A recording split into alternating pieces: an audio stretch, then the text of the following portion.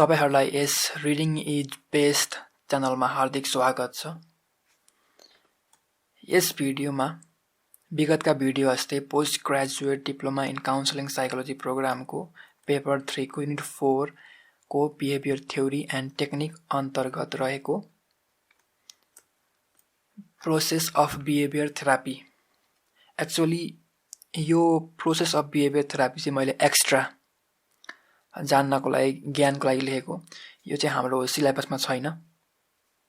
यहाँ भन्दा पहिलाको भिडियोमा हामीले बिहेभियर थ्योरीको हिस्टोरिकल कन्टेक्स्ट, थ्योरिटिकल एस्पेक्ट्स र nature and characteristics of behaviour मोडिफिकेसनका बारेमा अध्ययन गरेका थियौं र यस भिडियोमा दि प्रोसेस अफ बिहेभियर थेरापीको बारेमा अध्ययन गर्नेछौं र मैले भन्न जरुरी छ कि यो प्रोसेस अफ बिहेभियर थेरापी सिलेबसमा नरहे पनि मैले ज्ञानको लागि सेल्फ नलेजको लागि चाहिँ यस नोटमा राखेको छु।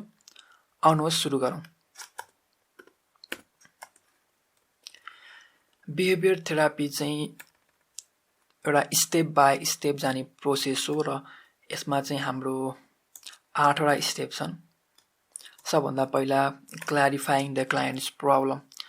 क्लाइन्टको प्रब्लमलाई चाहिँ हामीले क्लियर गर्नुपर्ने हुन्छ। क्लाइन्टले थेरापीमा आउँदाखेरि आफ्नो प्रब्लमलाई चाहिँ ब्रोड रूपमा अलिकति अनक्ल्यारिफाइड एम्बिगियस रूपमा अलिकति त्यो हुन्छ नि त्यो अनक्लियरली भन्ने गर्नुहुन्छ र त्यस्तो अवस्थामा हामीले क्लाइन्टको प्रब्लमलाई क्ल्यारिफाई र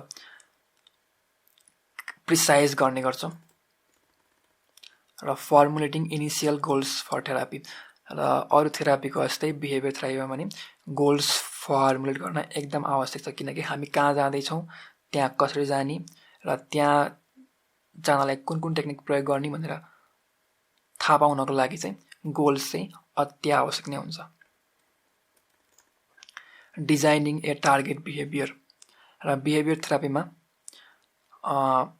चेन्ज ल्याउनको लागि टार्गेट बिहेभियरमा चेन्ज ल्याउनु पर्ने हुन्छ र त्यसको लागि चाहिँ सबभन्दा पहिला चाहिँ हामीले टार्गेट बिहेभियर कुन हो त्यसलाई चिन्न पर्यो र कुनमा हामीले काम गर्ने भनेर त्यसको लागि पनि टार्गेट बिहेभियरलाई हामीले डिजाइन गर्नुपर्ने हुन्छ।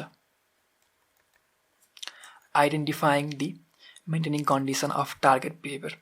हामीले चेन्ज गर्न लागेको टार्गेट बिहेभियरको मेन्टेनिङ कन्डिसन भनेको एन्टिसिडेन्ट र कन्सिक्वेन्स कुन हो त भनेर त्यो आइडेन्टिफाई गर्न सकियो भने टार्गेट बिहेभियर चेन्ज गर्न सजिलो हुन्छ। Designing a treatment plan to change maintaining conditions. त्यो अघि हामीले पोइन्ट नम्बर 4 मा पत्ता लगाएको त्यो मेन्टेनिङ कन्डिसनलाई चेन्ज ल्याउनको लागि हामीले एउटा ट्रिटमेन्ट प्लान बनाउने गर्छौं अथवा स्पेसिफिक थेरापिक प्रोसिड्युर, कुन थेरापिक टेक्निक प्रयोग गर्ने अथवा क्लाइन्टलाई कुन सुहाउँदो हुन्छ स्किल, त्यो हामीले डिजाइन गर्छौं स्टेप नम्बर 5 मा। अनि 6 मा छ इम्प्लिमेन्टिङ दि ट्रिटमेन्ट प्लान। हामीले डिजाइन गरेको ट्रिटमेन्ट प्लानलाई पोइन्ट नम्बर 6 मा हामीले इम्प्लिमेन्ट गर्छौं 7 मा। अनि हामीले त्यो इम्प्लिमेन्ट गरेपछि हाम्रो ट्रिटमेन्ट प्लान कतिको सक्सेसफुल भयो अथवा भएन, हाम्रो गोल एचिभ गर्न कतिको सजिलो भयो अथवा हामी गोलको तर्फतिर कति अघि बढ्यौं भनेर त्यो हामीले मूल्याङ्कन गर्ने गर्छौं 7 नम्बर पोइन्टमा। र 8 नम्बर पोइन्टमा हामीले फलो अप एसेसमेन्ट। थेरापी सकिएपछि क्लाइन्टको त्यो चेन्ज, क्लाइन्टमा आएको परिवर्तन अथवा क्लाइन्टको बिहेभियर मेन्टेन भएको छ कि छैन भनेर हामीले चेक गर्न फलो अप एसेसमेन्ट गर्छौं र कस्तो खाले प्रब्लम आयो त्यस्तै फलो अप एसेसमेन्टमा चाहिँ हामीले डिल गर्ने गर्छौं र क्लाइन्टलाई फ्युचर रिल्याप्स नआओस् भनेर क्लाइन्टलाई हामीले सहयोग गर्ने गर्छौं। र additionally measurement of the target behaviour begins immediately after the target behaviour has been designed and continues through the evaluation of therapy. यहाँ के भनियो भन्दाखेरि चाहिँ हामीले पोइन्ट 3 मा टार्गेट बिहेभियर डिजाइन गर्ने बित्तिकैदेखि हामीले क्लाइन्टको बिहेभियरलाई हामीले मेजर गर्ने गर्छौँ, जुन चाहिँ हाम्रो अन्तिमसम्म चल्ने गर्छ। यदि थेरापीले क्लाइन्टको टार्गेट बिहेभियरलाई चेन्ज गर्न सक्यो भने हामीले कि त थेरापीको अन्त्य गर्छौँ अथवा क्लाइन्टको प्रब्लम अझै पनि सल्भ भएको छैन। टार्गेट बिहेभियर त सल्भ भयो, किनकि क्लाइन्टको प्रब्लम चाहिँ विभिन्न 3-4 टार्गेट बिहेभियरले गर्न सक्ने विभिन्न बिहेभियरले कारणले हुनसक्छ र एउटा बिहेभियर मात्र चेन्ज भएर चाहिँ क्लाइन्टको प्रब्लम चाहिँ फुल्ली सल्भ नहुन सक्छ। त्यस्तो अवस्थामा हामीले एउटा बिहेभियर चेन्ज भएपछि यदि क्लाइन्टको प्रब्लम चाहिँ पुरै सल्भ भयो भने त्यो थेरापी हामीले त्यहीँ बन्द गर्छौँ, रोक्छौँ अथवा अन्त्य गर्छौँ। यदि क्लाइन्टको टार्गेट बिहेभियर चेन्ज भयो तर क्लाइन्टको प्रब्लमलाई चाहिँ 3-4 टार्गेट बिहेभियरले चाहिँ बनाइरहेको छ भने हामीले एउटा टार्गेट बिहेभियर चेन्ज भएपछि हामीले अर्को टार्गेट बिहेभियर चेन्ज गर्न थाल्छौँ र हामीले त्यही प्रोसिड्युर फेरि रिपिट गर्छौँ। र यदि थेरापी प्रोसिड्युर सक्सेसफुल भएन भने हामीले चाहिँ हाम्रो स्टेपहरूलाई फेरि निहाल्ने गर्छौँ। हाम्रो प्रोसेस चाहिँ कहाँनिर बिग्रियो त? For instance, the target behaviour may not have been defined precisely enough or the therapy procedures may not have been implemented correctly। र हामीले हाम्रो गल्ती, हामीले टार्गेट बिहेभियर राम्रोसँग चिनेनौँ कि, हामीले मेन्टेनिङ कन्डिसन राम्रोसँग चिनेनौँ कि, हामीले आइडेन्टिफाई गरेनौँ कि, त्यो हामीले फेरि हेर्छौँ र त्यसलाई सुधार्ने प्रयास गर्छौँ। यो चाहिँ हाम्रो थेरापी प्रोसिड्युर सक्सेसफुल नभएको खण्डमा हामीले फेरि पहिलाको स्टेपहरू हेरेर कहाँनिर गल्ती भयो त्यो स्टेपलाई अर्कोचोटि फेरि गर्दाखेरि रिभाइज गरेर त्यो गल्ती नदोहोऱ्याइकन थेरापी प्रोसिड्युरलाई सक्सेसफुल बनाउने प्रयास गर्छौँ। यहाँ हामीले चित्रमा हेर्न सक्छौँ। मैले यसलाई अलिकति क्लियर देखाउनलाई जुम आउट गर्छु।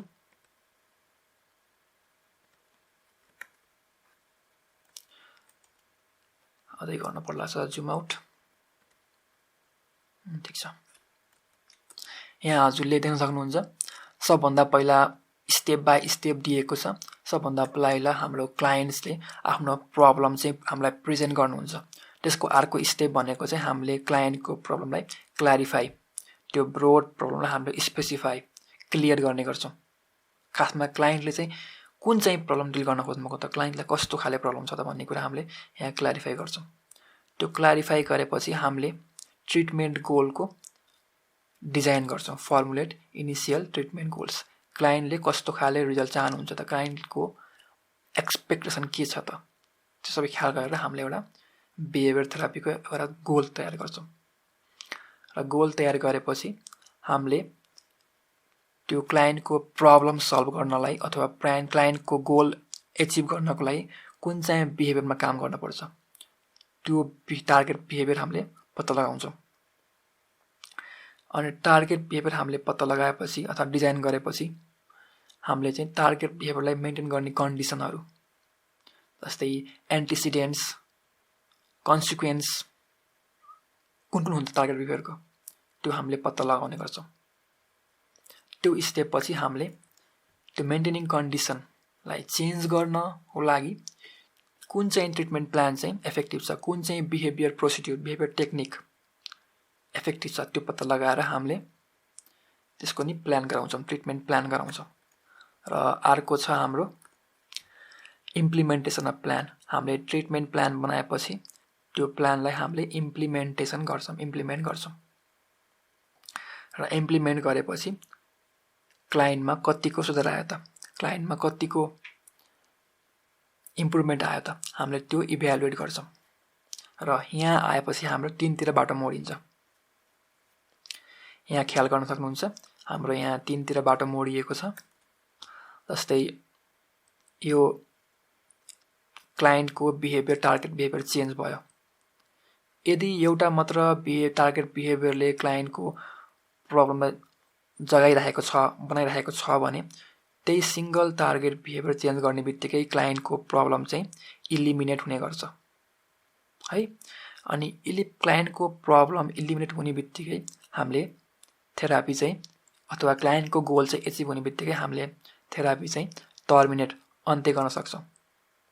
र टर्मिनेट गरेपछि 1 महिना 2-3 महिना कति 6 महिनामा हामीले फेरि फलोअप गर्छौँ ताकि क्लाइन्टको चाहिँ त्यो टार्गेट बिहेभियर अथवा क्लाइन्टमा आएको चेन्ज चाहिँ मेन्टेन भएको छ कि छैन, क्लाइन्टमा आएको सुधार चाहिँ रहिरहेको छ कि छैन, त्यो चेक जाँच गर्नको लागि हामीले फलोअप सेसनको एउटा प्लान गराउँछौँ कहिले गर्ने भनेर। फलोअप सेसन चाहिँ 1 महिना 3 महिना 6 महिना टाइम रेडी हुन्छ। र त्यस्तो अवस्थामा हामीले यदि कुनै रिल्याप्स भएको छ, यदि कुनै प्रब्लम आएको छ भने त्यतिखेर हामीले क्लाइन्टलाई सल्लाह दिने गर्छौँ ताकि त्यो फेरि रिल्याप्स प्रब्लम फेरि नआओस्। र यो त भयो हाम्रो क्लाइन्टको चाहिँ टार्गेट बिहेभियर चेन्ज भएको र क्लाइन्टको प्रब्लम चाहिँ इलिमिनेट भएको खण्डमा। र अर्को छ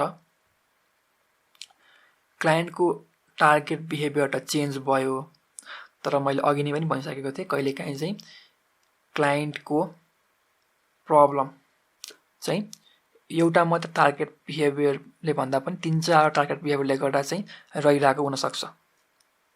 त्यस्तो अवस्थामा हाम्रो सिङ्गल टार्गेट बिहेभियर मात्र चेन्ज भएर चाहिँ क्लाइन्टको पुरै प्रब्लम चाहिँ सल्भ नहुन सक्छ। क्लाइन्टको केही प्रब्लम चाहिँ सल्भ भयो होला तर अझै पनि थुप्रै प्रब्लम चाहिँ बाँकी होला।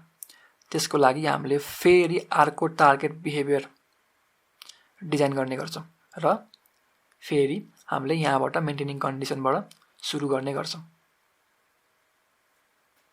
हामीले यहाँबाट फेरि सुरु गर्ने गर्छौँ है। यदि टार्गेट एउटा कुनै पनि प्रब्लमलाई मेन्टेन गरिरहेको टार्गेट बिहेभियर चाहिँ थुप्रै छन् भने एउटा मात्र टार्गेट बिहेभियर चेन्ज गर्दा चाहिँ क्लाइन्टको प्रब्लममा पुरै सल्भ नहुन सक्छ, क्लाइन्टको प्रब्लम पुरै सल्भ नहुन सक्छ। त्यस्तो अवस्थामा हामीले अर्को टार्गेट बिहेभियर डिजाइन गरेर फेरि हामीले यहाँबाट यो ट्रिटमेन्ट प्रोसिड्युर सुरु गर्छौँ। यो त भयो हाम्रो टार्गेट बिहेभियर चेन्ज भएको खण्डमा। यसमा पनि 2 भाग थिए। एउटामा चाहिँ टार्गेट बिहेभियर चेन्ज भएर प्रब्लम पुरै सन्चो भएको सल्भ भएको, अर्को चाहिँ टार्गेट बिहेभियर चेन्ज भएर पनि प्रब्लम चाहिँ पार्टली मात्र केही भाग मात्र सल्भ भएको। त्यस्तो अवस्थामा हामीले फेरि यहाँबाट सुरु गऱ्यौँ फेरि टार्गेट बिहेभियर नयाँ टार्गेट बिहेभियर डिजाइन गरेर फेरि हामीले थेराप्युटिक प्रोसेस सुरु गऱ्यौँ यहाँबाट है। अनि अर्को छ टार्गेट बिहेभियर नट चेन्ज्ड। यस्तो अवस्थामा चाहिँ हाम्रो यो स्टेपहरुमा चाहिँ कहाँनिर गल्ती भयो त, हामीले कहाँनिर भुल गर्यौं भनेर हामीले फेरि रिभाइज गर्ने गर्छौं र कहाँनिर भुल भयो त्यो भुललाई सुधारेर हामीले यो थेराप्युटिक प्रोसिड्युर फेरि सुरु गर्ने गर्छौं।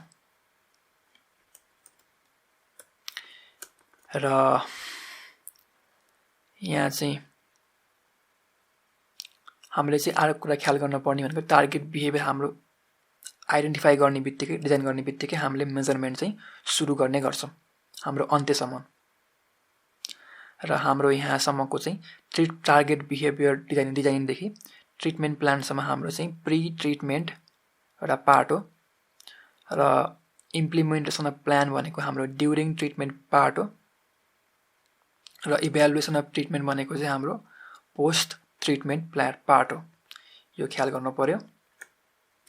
यो चाहिँ हाम्रो the process of behaviour therapy हो। आउनुहोस् फेरि जुम इन गरौँ ताकि हामीलाई अब पढ्न फेरि सजिलो होस्। Once again मैले फेरि सुरुबाट देखाएँ।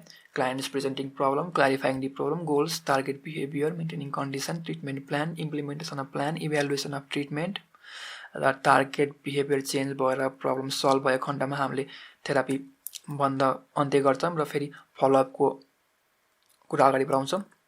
र टार्गेट बिहेभियर चेन्ज भएर पनि क्लाइन्टको हाम्रो प्रब्लम सल्भ नभएको खण्डमा हामीले अर्को टार्गेट बिहेभियर डिजाइन गरेर हामीले फेरि यहाँबाट फेरि हामीले सुरु गर्ने गर्छौं।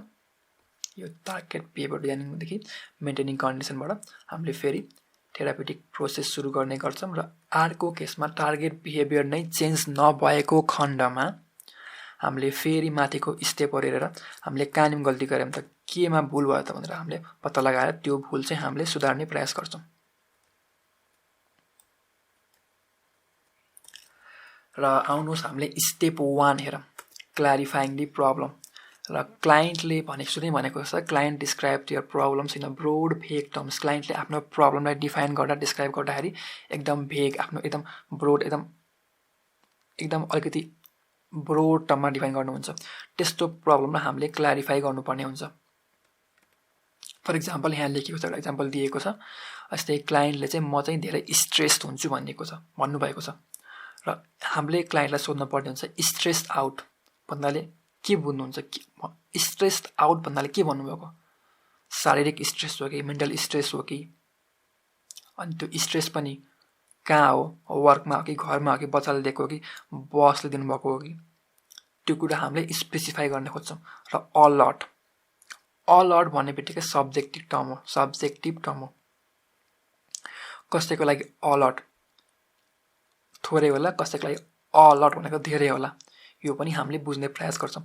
र वान सेकेन्ड क्लाइन्टले आफ्नो प्रब्लम चाहिँ एकदम ब्रोड र भेग टर्ममा डिफाइन गर्नुहुनेछ र त्यस्तो अवस्थामा हामीले क्लाइन्टको प्रब्लमलाई क्ल्यारिफाई र स्पेसिफाई गर्ने गर्छौँ। र क्लाइन्टले थेरापीमा आउँदाखेरि आफ्नो प्रब्लम चाहिँ विभिन्न प्रब्लमहरू चाहिँ हामीलाई भन्नुहुनेछ र हामीले काम गर्दाखेरि चाहिँ एउटा दुईटा प्रब्लम मात्र सुरुमा काम गर्ने गर्छौँ, किनकि एकैचोटि धेरै प्रब्लममा हात हाल्दाखेरि भने जस्तो सुधार आउन नसक्छ र हाम्रो फोकस पनि राम्रोसँग नहुन सक्छ। जस्तै यहाँ देखियो छ, क्लाइन्टले धेरै समस्याहरू भनिराख्दा पनि हामीले चाहिँ एउटा या दुईटा मात्र प्रब्लम चाहिँ सुरुमा काम गर्ने गर्छौँ र एउटा प्रब्लम एकचोटिमा एउटा प्रब्लममा काम गर्दाखेरि कुनै फाइदा के भन्दाखेरि सबभन्दा पहिला चाहिँ क्लाइन्टले चाहिँ आफ्नो फोकस चाहिँ पुरै एउटै टास्कमा चाहिँ एउटै प्रब्लम सल्भ गर्नलाई आफ्नो फोकस चाहिँ युज गर्न सक्नुहुन्छ। आफ्नो एटेन्सन फुल्ली एउटै प्रब्लमलाई सल्भ गर्नको लागि युज गर्न सक्नुहुन्छ। सेकेन्ड फाइदा भनेको चाहिँ अनि एउटै प्रब्लममा कन्सन्ट्रेट भएर लाग्दाखेरि चाहिँ चेन्ज चाहिँ चाँडो हुने गर्छ र चेन्ज चाँडो हुने बित्तिकै क्लाइन्टमा मोटिभेसन पनि बढ्ने गर्छ, किनकि चाँडै सुधार आयो भने त क्लाइन्टमा चाहिँ ओहो ममा त चेन्ज आउँदो रहेछ, यसले काम गर्दो रहेछ भन्ने बित्तिकै क्लाइन्टमा अझै बढी अगाडि काम गर्नको लागि, अरू प्रब्लम सल्भ गर्नको लागि मोटिभेसन र इन्करेजमेन्ट आउँछ। थर्ड भनेको चाहिँ problems may be related to one another. जस्तै क्लाइन्टले हामीलाई 3-4वटा प्रब्लम्स भने पनि एउटा प्रब्लम चाहिँ अरू प्रब्लमसँग अन्तर सम्बन्धित हुन सक्छ। त्यस्तो अवस्थामा हामीले एउटा प्रब्लमलाई कम गर्ने बित्तिकै अथवा एउटा प्रब्लमलाई हामीले सल्भ गर्ने बित्तिकै अरू प्रब्लम चाहिँ हाम्रो सल्भ अथवा कम हुन सक्ने चान्स पनि हुन्छ। यी त भए क्लाइन्टको हामीले स्टेप 1 जसमा हामीले क्लाइन्टको प्रब्लमलाई क्लियर गर्नुपर्ने हुन्छ, स्पेसिफाई गर्नुपर्ने हुन्छ। र सेकेन्डमा छ क्लाइन्टले मल्टिपल प्रब्लम चाहिँ हामीसँग प्रेजेन्ट गरे पनि हामीले चाहिँ क्लाइन्टको सिङ्गल प्रब्लममा मात्र वर्क गर्नेछौँ। माथिको थियो हाम्रो स्टेप 1, अब हाम्रो छ step 2 formulating initial treatment goals. Behaviour थेरापीमा पनि अरू थेरापी जस्तै हामीले गोल चाहिँ सेट गर्ने गर्छौँ ताकि हामीलाई थाहा होस् कि हामी कहाँ जाँदैछौँ, हामी त्यहाँ कसरी पुग्ने र हामीले कुन स्टेप चलेर अगाडि बढ्ने। यहाँ लेखेको छ after clarifying the client's problem the therapist formulate initial goals for therapy. The client is always enter therapy with some goals but often they are general and vague. Clarifying the client's problems allow more specific goals to be formulated. यहाँ त्यही भनिएको छ as a therapist हामीले चाहिँ क्लाइन्टको initial goal set गर्नुपर्ने हुन्छ क्लाइन्टको लागि र धेरै जस्तो अवस्थामा क्लाइन्टको चाहिँ आफ्नै गोल हुन्छ। क्लाइन्टले आउँदाखेरि चाहिँ म चाहिँ यो प्रब्लम सल्भ गर्छु, यो म चाहिँ अन्त्यमा चाहिँ यस्तो हुन्छु भनेर आफ्नै एउटा माइन्डबाट गोल सेट गरेर आउनुहुन्छ। तर क्लाइन्टले बनाएको गोलहरू चाहिँ कतिपय अवस्थामा जेनरल र अलिकति भेग अनक्लियर हुनसक्छ। त्यस्तो अवस्थामा क्लाइन्टको हामीले गोल स्पेसिफाई र क्ल्यारिफाई गर्न पनि क्लाइन्टलाई हामीले सहयोग गर्नुपर्ने हुन्छ as a therapist. The client is given the major responsibility for deciding specific goals he or she wants to achieve. Therapist helps the client clarify expectation about the outcome of treatment. अघि नै भने चाहिँ क्लाइन्टले आफ्नो goal बनाएर आउनुहुन्छ कतिपय अवस्थामा थेरापीमा आउँदाखेरि। त्यस्तो अवस्थामा एज अ थेरापिस्ट हामीले क्लाइन्टलाई त्यो गोल स्पेसिफाई गर्न र क्लाइन्टले एचिभ गर्न चाहनुभएको कुरा चाहिँ के हो भनेर पत्ता लगाउन स्पेसिफाई गर्नको लागि र क्लाइन्टको एक्सपेक्टेसन, कतिपय अवस्थामा क्लाइन्टको एक्सपेक्टेसन अति नै धेरै हुनसक्छ। त्यस्तो अवस्थामा हामीले क्लाइन्टको एक्सपेक्टेसनलाई चाहिँ क्लाइन्टलाई सुहाउँदो किसिमको चाहिँ बनाउन सक्छौँ। किनकि क्लाइन्टले धेरै एक्सपेक्ट गर्नुभयो भने पनि त्यो अनुसारको रिजल्ट आएन भने क्लाइन्टमा चाहिँ एक किसिमको डिस्करेजमेन्ट अथवा क्लाइन्टको इन्सपिरेसन चाहिँ हराएर अथवा क्लाइन्टको मोटिभेसन चाहिँ हराएर जान सक्छ। त्यस्तो अवस्थामा हामीले क्लाइन्टको एक्सपेक्टेसनलाई चाहिँ क्लाइन्टले प्राप्त गर्न सक्ने हिसाबको, क्लाइन्टलाई सुहाउँदो हिसाबको चाहिँ राख्नलाई क्लाइन्टलाई हामीले सल्लाह र सहयोग गर्ने गर्छौँ। र थेरापिस्टले चाहिँ जेनरली एक्टिभ रोल चाहिँ गोल सेट गर्दा कतिखेर गर्नुपर्छ भन्दाखेरि चाहिँ त धेरै जस्तो अवस्थामा हामीले क्लाइन्टलाई चाहिँ आफ्नो गोल सेट गर्ने मौका दिन्छौँ, तर कहिलेकाहीँ चाहिँ क्लाइन्टको गोल चाहिँ यस्तो अवस्थाको यस्तो हुन्छ कि त्यस्तो बेलामा चाहिँ एज अ थेरापिस्ट हामीले नै आफ्नो हात हाल्नुपर्ने हुन्छ। त्यतिखेर हामीले एक्टिभ रोल प्ले गर्नुपर्ने हुन्छ। जस्तै जब क्लाइन्टको गोल चाहिँ अनरियलिस्टिक छ, क्लाइन्टको गोल चाहिँ प्राप्त गर्ने गाह्रो, असम्भव नै छ, त्यस्तो अवस्थामा जस्तै म कहिले पनि रिसाउँदिनँ, म आफ्नो बच्चाहरूसँग कहिले पनि रिसाउँदिनँ, यो चाहिँ अलिकति भेग पनि भयो, अलिकति अनरियलिस्टिक पनि भयो, एचिभ गर्न अलिकति असम्भव नै हुन्छ। किनकि बच्चाहरूसँग चाहिँ जो पनि रिसाइरहेको हुन्छ र नरिसाउनु भनेको चाहिँ एक किसिमको अनरियलिस्टिक जस्तै हुन्छ, प्राप्त गर्न धेरै गाह्रो हुन्छ। र प्राप्त गर्न धेरै गाह्रो हुने गोल सेट गर्यो भने त्यो प्राप्त गर्न त गाह्रो त हुने नै भयो, तर प्राप्त भएन भने चाहिँ क्लाइन्ट चाहिँ डिस्करेज हुने चान्स बढी हुन्छ र क्लाइन्टमा थेरापी छोडेर जाने चान्स पनि बढी हुन्छ। र अर्को छ goals are likely to have negative consequence for client or others।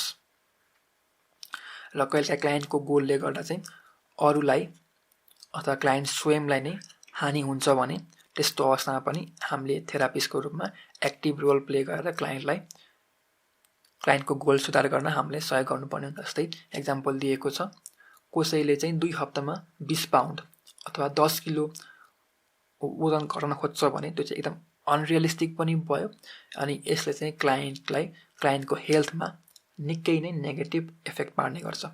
2 हप्तामै 10 किलो वेट घटाउनु भनेको सानो कुरो होइन र लगभग असम्भव पनि हो, र क्लाइन्टको हेल्थमा पनि निकै नै ठुलो गम्भीर असर पार्न सक्छ। यसरी एउटा गोल सेट गरेपछि हामीले क्लाइन्टलाई एउटा स्पेसिफिक, अनएम्बिगियस र मेजरेबल गोल सेट गर्न सहयोग गर्छौँ।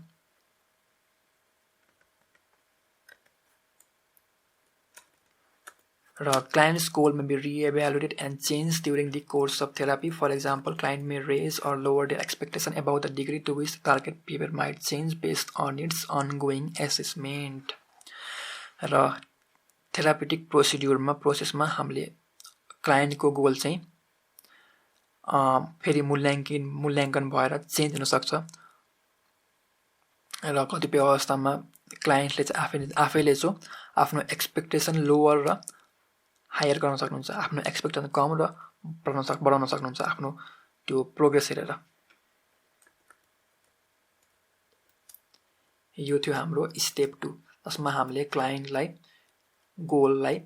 गोललाई हामीले स्पेसिफाई, अनएम्बिगियस र मेजरेबल गर्न क्लाइन्टलाई हामीले सहयोग गर्यौँ।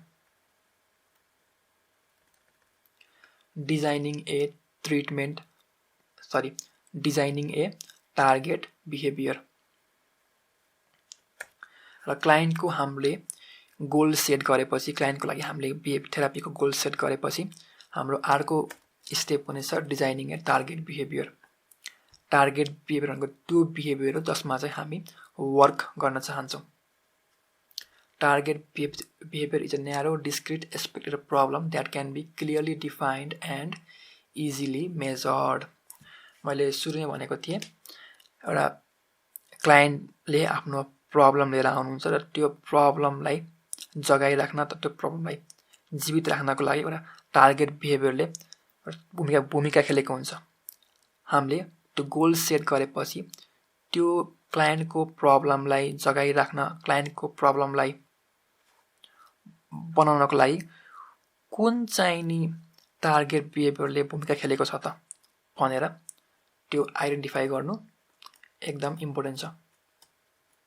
अथवा कुन चाहिँ टार्गेट बिहेभियर हामीले युज गर्न सक्यौँ, कुनमा हामीले एक्ट गर्न सक्यौँ भने क्लाइन्टको प्रब्लम चाहिँ सल्भ हुन्छ भनेर हामीले यसमा टार्गेट बिहेभियर डिजाइन गर्ने गर्छौँ। Target behavior can be something the client is presently doing that needs to be eliminated, or something the client is not doing that the client needs to be doing. र target behaviour चाहिँ कहिलेकाहीँ चाहिँ क्लाइन्टले अहिले गरिरहेको तर छोड्न चाहेको कुरा हुन सक्छ, अथवा क्लाइन्टले अहिले नगरिरहेको तर क्लाइन्टले अहिले नगरिरहेको तर गर्न चाहने हुन सक्छ। जस्तै यदि क्लाइन्ट चाहिँ ओबिस, एकदम ओभरवेट हुनुहुन्छ भने उहाँले चाहिँ ओभर इटिङ टार्गेट बिहेभियर चाहिँ घटाउन चाहनुहुन्छ। त्यसै गरेर अर्को टार्गेट बिहेभियर हाम्रो चाहिँ रेगुलर एक्सर्साइज हुनसक्छ। यदि क्लाइन्टलाई चाहिँ हार्ट डिजिज छ अथवा मोटोपनबाट आउने रोग छ भने क्लाइन्टले चाहिँ रेगुलर एक्सर्साइज गर्न सक्नुहुन्छ। वान सेकेन्ड म फेरि भन्न चाहे, टार्गेट बिहेभियर भनेको चाहिँ क्लाइन्टले गर्न चाहेको अथवा गर्न नचाहेको जुन पनि हुनसक्छ। यदि क्लाइन्टले चाहिँ गर्दै आउनु भएको छ र त्यो गरेको हुनाले क्लाइन्टको चाहिँ प्रब्लम आएको छ भने त्यो गर्न छोड्ने कार्य चाहिँ छोड्न पर्ने कार्य चाहिँ टार्गेट बिहेभियर हुन सक्यो त्यो अवस्थामा। तर क्लाइन्टले कुनै कार्य नगरेको हुनाले चाहिँ क्लाइन्टको त्यो प्रब्लम आइरहेको छ भने चाहिँ त्यो कार्य चाहिँ क्लाइन्टले गर्नु पर्यो। त्यस्तो अवस्थामा गर्नुपर्ने कार्य चाहिँ हाम्रो टार्गेट बिहेभियर हुन सक्यो। जस्तै टिभी कम हेर्ने, त्यो पनि हाम्रो टार्गेट बिहेभियर भयो, अथवा धेरै पढ्ने, त्यो पनि हाम्रो टार्गेट बिहेभियर भयो, जसले गर्दा हाम्रो प्रब्लमलाई सल्भ गर्न सजिलो होस्, सहयोग पुर्याओस्। र हाम्रो अर्को छ characteristics of good target behaviour. र गुड टार्गेट बिहेभियर हाम्रो कस्तो हुन्छ त? सबभन्दा पहिला छ, हामीसँग चाहिँ यहाँ 4वटा पोइन्ट दिएको छ र सबभन्दा पहिला हाम्रो पोइन्ट छ न्यारो इन स्कोप। र टार्गेट बिहेभियर चाहिँ एकदम न्यारो र स्पेसिफिक हुनपर्छ। जस्तै टार्गेट बिहेभियर धेरै जस्तो केसमा चाहिँ पुरै प्रब्लमलाई एकैचोटि सल्भ गर्ने भन्दा नि एउटा प्रब्लमको चाहिँ पार्ट मात्र सल्भ गर्ने गर्छ। जस्तै मलाई चाहिँ एक्जाममा राम्रो मार्क्स ल्याउनु छ, त्यो मेरो गोल भयो है, त्यो मेरो गोल भयो। त्यो गोल एचिभ गर्नको लागि मेरो टार्गेट बिहेभियर चाहिँ के होला त? एउटा चाहिँ टिभी कम हेर्ने होला, एउटा धेरै पढ्ने होला, एउटा क्लासमा ध्यान दिएर सुन्ने होला। हामीसँग 3टा टार्गेट बिहेभियर भयो। त्यो मध्ये हामीले एउटा टार्गेट बिहेभियर चुज गर्न पर्यो जसले चाहिँ हाम्रो प्रब्लमको अथवा हाम्रो गोलको चाहिँ गोलको केही पार्टलाई सल्भ गरोस्। जस्तै इक्जाम्पल दिएको छ, एउटा व्यक्तिलाई एनेक्जाइटी भएको छ भने त्यो व्यक्तिको टार्गेट बिहेभियर भनेको चाहिँ अरूसँग कुरा गर्नु हुनसक्छ।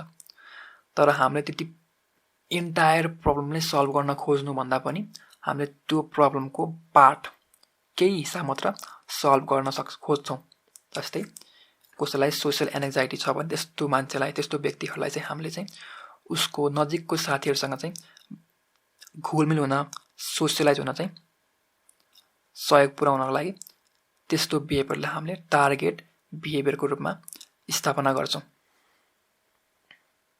वान सेकेन्ड मैले फेरि भन्न चाहे, हाम्रो टार्गेट बिहेभियर चाहिँ न्यारो इन स्कोप हुनुपर्छ।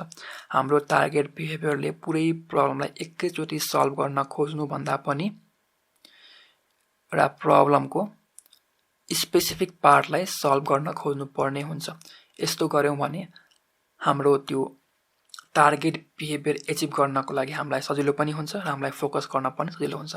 जस्तै सोसियल एनेक्जाइटी भएको व्यक्तिलाई हामीले एकैचोटि सबै व्यक्तिहरूसँग घुलमिल हुन लगायौँ भने चाहिँ त्यो व्यक्ति चाहिँ ओभरवेल्म, त्यो व्यक्ति चाहिँ आत्तिएर त्यस्तो काम चाहिँ नगर्न सक्नुहुनेछ।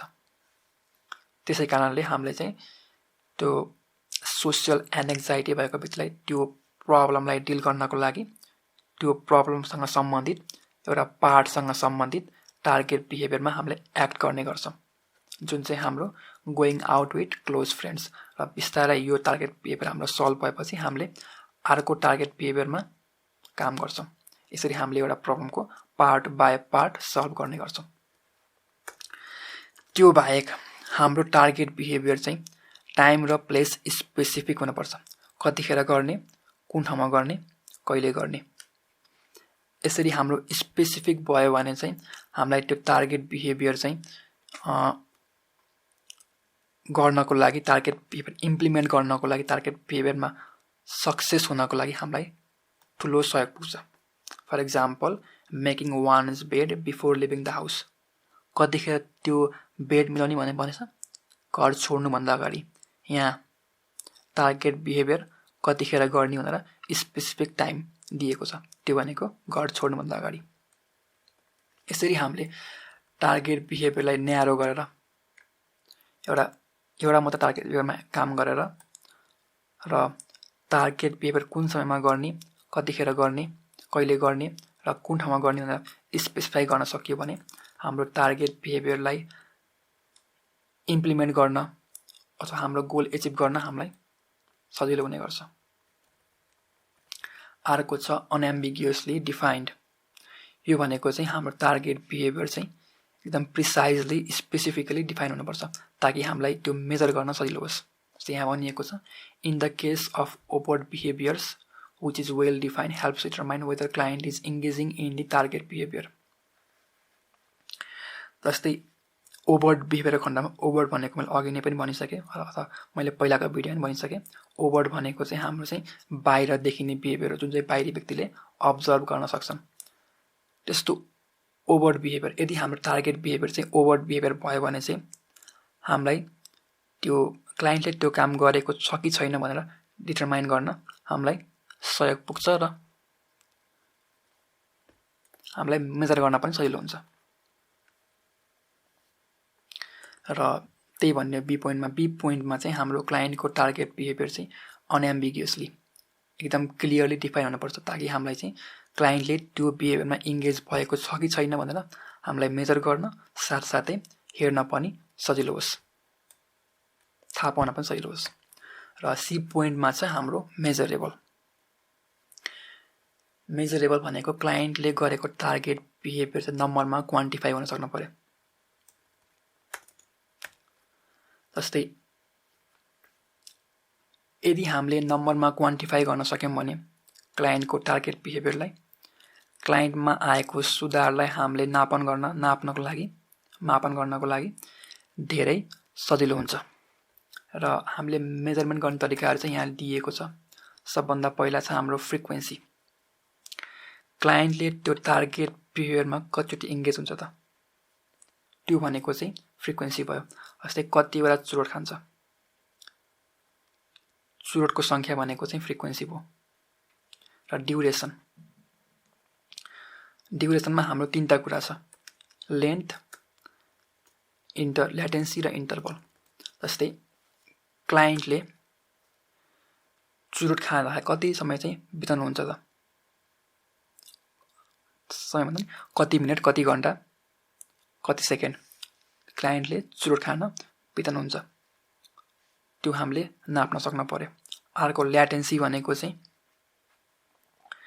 क्लाइन्टले चाहिँ चुरोट चाहिँ खाने एन्टिसिडेन्ट, ट्रिगर र चुरोट खाने समय बिच चाहिँ कतिको फरक हुन्छ, कतिको ढिलो हो त चाँडो हुन्छ, त्यो भनेको ल्याटेन्सी। ल्याटेन्सी भन्नाले कस्तो भन्दाखेरि चाहिँ जस्तै मैले चाहिँ टिभी हेर्छु, टिभी हेर्ने मेरो बिहेभियर भयो। एन्टिसिडेन्ट, मैले टिभीको रिमोट देख्नु अथवा टिभी देख्नु चाहिँ मेरो लागि चाहिँ एन्टिसिडेन्ट भयो। र त्यो टिभीको रिमोट देख्ने बित्तिकै अथवा टिभी देख्ने बित्तिकै र टिभी हेर्नुको बिचमा चाहिँ कति टाइमको ग्याप हुन्छ त्यसलाई हामीले चाहिँ ल्याटेन्सी भन्छौँ। Length of time to begin a target behaviour यही लेखेको छ। जस्तै त्यो व्यक्तिले चाहिँ कुर्सीमा बसेपछि त्यो व्यक्तिको चाहिँ कुर्सीमा बस्नु भनेको चाहिँ एन्टिसिडेन्ट होला, ट्रिगर होला र कुर्सीमा बसेपछि उसले चाहिँ कति मिनटपछि चुरोट सल्काउँछ त त्यो पनि मेजर गर्न सक्नु पर्यो। अनि अर्को छ इन्टरभल र कति मिनटपछि मान्छेले चाहिँ चुरोट खान्छ त, एउटा चुरोट खाएको कति मिनटपछि अर्को चुरोट खान्छ त्यो इन्टरभल पनि नाप्न सक्नु पर्यो। इन्टेन्सिटी र चुरोट खाँदाखेरि कति कडा गरेर खान्छ, जस्तै चुरोट खाँदाखेरि कतिको कडा गरेर धुवा लेख्छ त मान्छेले, धुवा धेरै लेख्छ कि थोरै लेख्छ। इन्टेन्सिटी, स्ट्रेन्थ अफ इनहेलेसन त्यो पनि नाप्न सक्नु पर्यो। र एमाउन्ट अफ बाई प्रोडक्ट र चुरोट खाएपछि त्यो टार्गेट बिहेभियरमा इङ्गेज भएपछि आउने बाई प्रोडक्टहरू कति छन् त त्यो पनि नाप्न सक्नु पर्यो। जस्तै चुरोट खाएपछि आउने बाई प्रोडक्ट के भन्दा चाहिँ मेनली त त्यो खरानी पनि हो, त नाप्न सकिने भनेको चाहिँ चुरोटको त्यो फिल्टर भयो। त्यो फिल्टरको सङ्ख्या हेरेर पनि हामीले कति बाई प्रोडक्ट कति चुरोट खायो भने नाप्न सक्छौँ।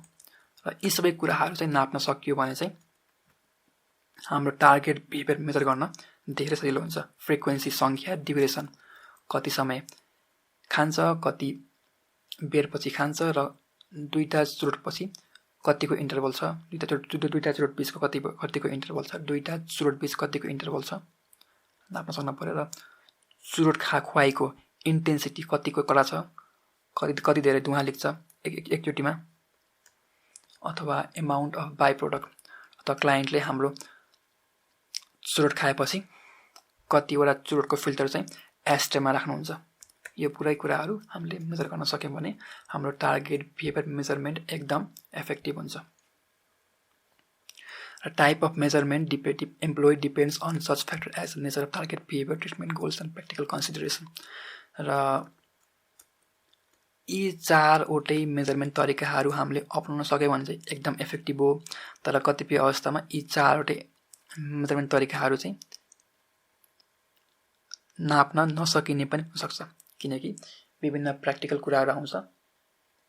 त्यही भएर तर सकेसम्म चाहिँ नापेको राम्रो, तर कहिलेकाहीँ चाहिँ यी चारवटा कुराहरू चाहिँ नाप्न नसकिने पनि हुनसक्छ, किनकि थ्योरिटिकली भनेको कुराहरू प्र्याक्टिकली एप्लाई गर्न गाह्रो हुन्छ। तर हामीले सकेसम्म चाहिँ नाप्ने प्रयास गर्नुपर्छ, एटलिस्ट एउटा दुईवटा स्टेप युज गरेर। अनि अर्को छ एप्रोप्रिएट एन्ड एड्याप्टिभ। टार्गेट बिहेभियरले चाहिँ क्लाइन्टलाई सुहाउँदो हुनुपर्छ। जस्तै requirements includes not causing other problems. For example, कोही व्यक्ति चाहिँ एकदम ओभरवेट हुनुहुन्छ, उहाँलाई चाहिँ वेट घटाउनु छ। त्यस्तो अवस्थामा हामीले चाहिँ उहाँको चाहिँ धेरै खाने बानी चाहिँ हटाउनु पर्ने हुन्छ, धेरै त्यो जङ्क फुड खाने बानी हटाउनु पर्ने हुन्छ। त्यस्तो अवस्थामा हामीले जङ्क फुडलाई चाहिँ चुरोटले रिप्लेस गर्यौँ भने चाहिँ त्यो हाम्रो टार्गेट बिहेभियर एप्रोप्रिएट पनि भएन, एड्याप्टिभ पनि भएन। त्यो कुरा हामीले ख्याल गर्नु पर्यो।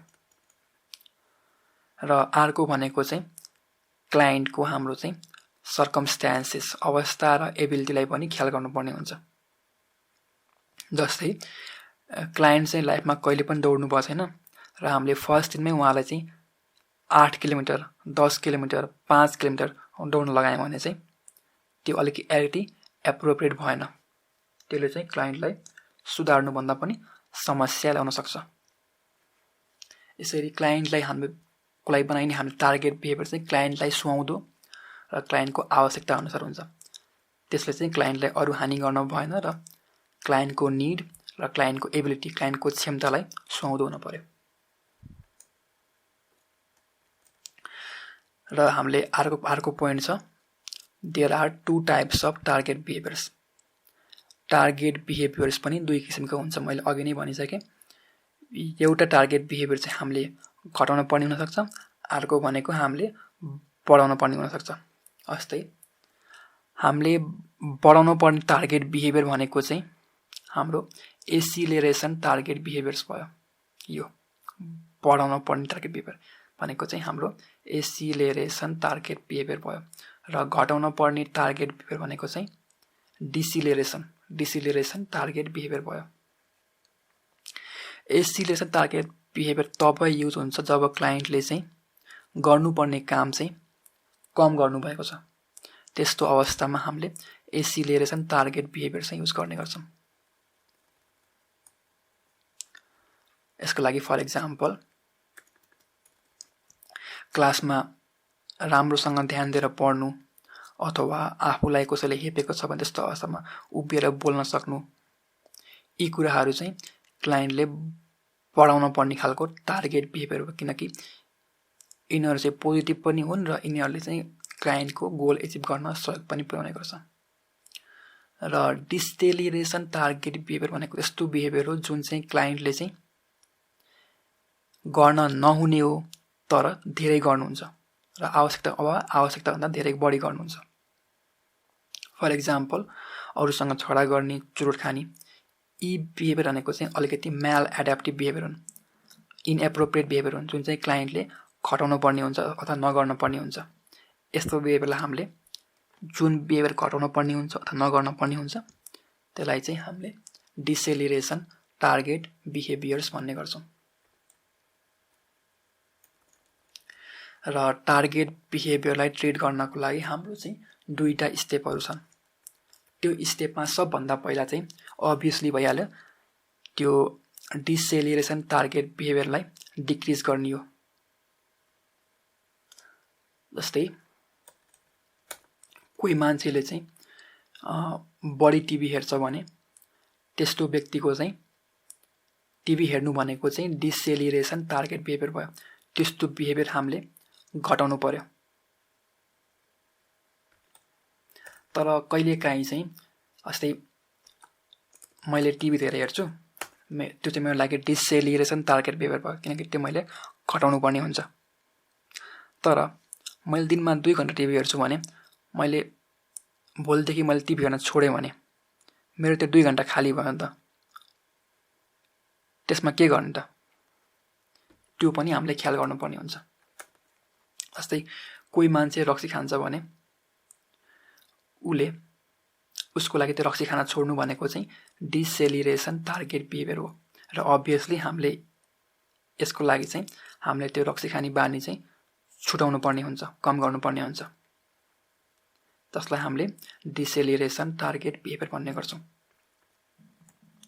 तर रक्सी खाने मान्छे रक्सी खाना फ्याट्टै छोड्नु भयो भने चाहिँ उहाँको लाइफमा एक किसिमको एउटा भोइ, एउटा खाली ठाउँ आउँछ। अस्ति मैले अघि इक्जाम्पल दिएको थिएँ, मैले 2 घन्टा टिभी हेर्छु र मैले भोलिदेखि टिभी हेर्नै छोडेँ भने चाहिँ मेरो चाहिँ एक दिनमा चाहिँ 2 घन्टा टाइम चाहिँ खाली भयो नि त। त्यो भएको अवस्थामा मैले अझै टिभी हेर्नुभन्दा पनि अझै खराब किसिमको बानीमा चाहिँ म संलग्न हुन सक्छु। त्यो नहोस् भनेर चाहिँ हामीले डिसेलिरेसन टार्गेट बिहेभियरलाई चाहिँ एसिलेरेसन टार्गेट बिहेभियरले रिप्लेस गर्ने गर्छौँ। फर इक्जाम्पल मैले अघि इक्जाम्पलमा कन्टिन्यू गर्न चाहेँ, मैले 2 घन्टा टिभी हेर्छु, मलाई त्यो बिहेभियर मलाई घटाउनु छ। त्यसको लागि मैले के गर्ने भए, भोलिदेखि मैले टिभी हेर्न छोड्ने भए, बरु म साथीहरूसँग कुरा गर्ने भए, साथीहरूसँग भेट्ने भए, फोनमा बोल्ने भए अथवा मैले नयाँ किताब पढ्ने भए। यसरी हामीले किताब पढ्नु भनेको, साथीसँग कुरा गर्नु भनेको चाहिँ हामीले चाहेको चाहिँ एसिलेरेसन टार्गेट बिहेभियर हो, हामीले बढाउन चाहेको बिहेभियर भयो। र हामीले यहाँ टिभी हेर्ने बानी जुन चाहिँ डिसेलिरेसन टार्गेट बिहेभियर हो त्यसलाई चाहिँ हामीले एसिलेरेसन टार्गेट बिहेभियर जस्तै साथीसँग बोल्नु, होमवर्क गर्नु, पढ्नुले रिप्लेस गर्ने गर्छौँ। जस्तै यहाँ दिएको छ, साथीहरूको कुरा काट्ने, त्यो डिसेलिरेसन टार्गेट बिहेभियरलाई हामीले चाहिँ साथीहरूको बयान गर्ने, अथवा साथीहरूलाई प्रेज गर्ने, कम्प्लिमेन्ट गर्ने एसिलेसन टार्गेट बिहेभियरले रिप्लेस गर्न सक्छौँ।